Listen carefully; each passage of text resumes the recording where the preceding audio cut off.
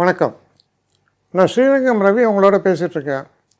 இது வார பலனுக்கான நிகழ்ச்சி. மே மாதம் 9ஆம் தேதி தொடங்கி 16ஆம் தேதி வரை உள்ள வாரத்திற்கான பலன்களை இப்பொழுது பார்க்கலாம். விருச்சிக ராசி. விருச்சிக ராசி நேயர்களை பொறுத்த வரைக்கும் ஒரு முக்கியமான நிகழ்வு என்ன? 5ஆம் இடத்தில் இருக்கக்கூடிய சனி செவ்வாய் சேர்க்கை பெரிய மண்டை குடைச்சல். நிம்மதியாகவே இருக்க முடியலப்பா. ஒரு விதத்தில் சந்தோஷமாக இருக்கேன், திடீர்னு ஒரு இரிட்டேஷன். ஐயோ இப்படி ஆயிடுத்த சொல்லி மண்டை காயுது.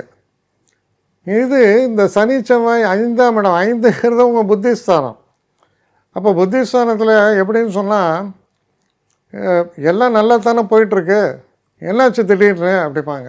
அந்த மாதிரி அப்பப்போ ஒரு தொல்லை, அப்பப்போ ஒரு விஷயங்கள், மன உளைச்சல், திடீர்னு மனசில் சந்தோஷம், திரும்ப மன உளைச்சல், இப்படி மாறி மாறி வரக்கூடிய ஒரு சூழலை சொல்கிறது இது.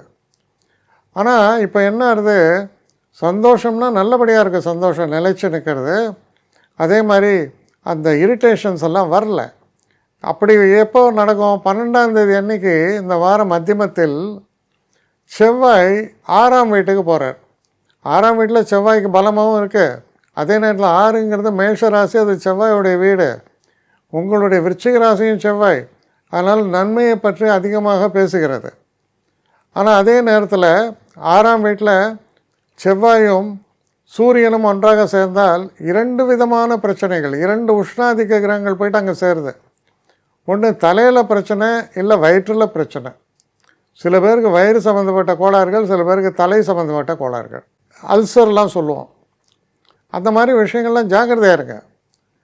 கொஞ்சம் ரொம்ப வயசானவங்க ரொம்ப வெயிலில் போகிறது, கொஞ்சம் அலைச்சல் பண்ணுறது, இல்லை தேவையில்லாமல் கொஞ்சம் அதிகமாக மன உளைச்சலுக்கு ஆளாவது, இதெல்லாம் தயவு செஞ்சு அவாய்ட் பண்ணுங்கள். ஏன்னா எல்லாம் நல்லா இருக்குது, யங்ஸ்டர்ஸ்க்கெல்லாம் நல்லா தான் இருக்குது.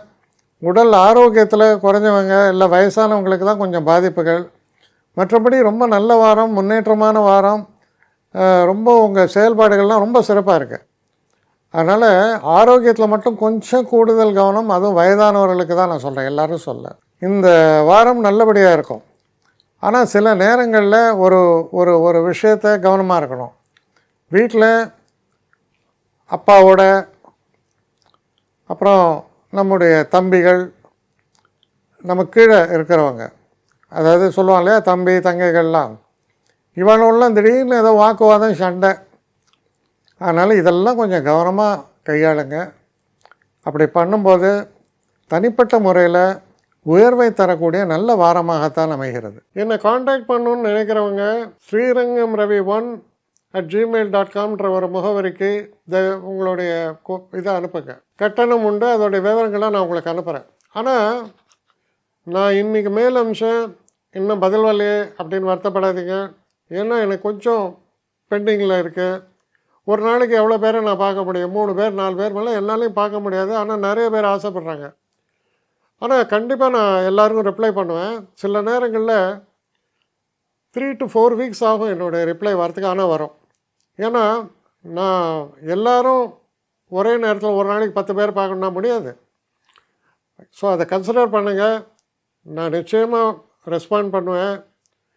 இதில் இந்த கல்யாண பொருத்தங்கள் போன்ற விஷயங்களுக்கு ஓரளவுக்கு அவசரமாக பார்க்கணுன்னு நினச்சா அதுக்கு ஓரளவுக்கு ப்ரையாரிட்டியும் தரேன். அதனால் கொஞ்சம் பொறுமை காக்க வேண்டும். கொஞ்சம் டிலே ஆகிறதுக்காக என்னை மன்னிக்கணும்.